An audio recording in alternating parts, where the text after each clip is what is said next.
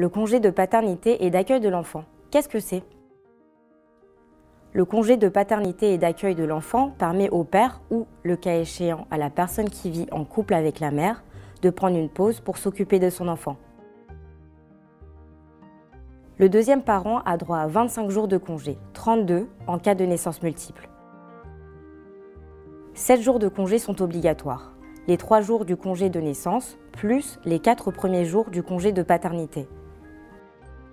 Le congé de paternité et d'accueil de l'enfant, c'est pour qui?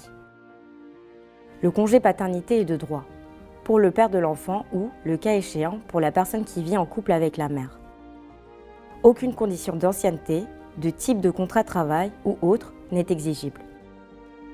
Le congé de paternité et d'accueil de l'enfant, pour quelle durée? La durée totale du congé est de 25 jours, 32 jours en cas de naissance multiple. Tous les jours sont comptés. Ce congé s'ajoute au congé de naissance de 3 jours minimum. Le congé de paternité et d'accueil de l'enfant est-il obligatoire? Les 3 jours du congé de naissance plus les 4 jours de congé paternité qui le suivent sont obligatoires, soit 7 jours minimum. Le reste du congé, 21 ou 28 jours si naissance multiple, est de droit. L'employeur ne peut s'y opposer.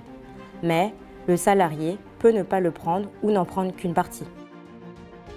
Le congé de paternité et d'accueil de l'enfant, peut-on le fractionner? Une première période de 4 jours est accolée au congé de naissance de 3 jours et donc prise immédiatement après l'accouchement. Ces 7 jours ne sont pas fractionnables. La seconde période, 21 jours ou 28 jours si naissance multiple, peut être posée en une seule fois ou fractionnée en 2 périodes d'une durée minimale de 5 jours chacune.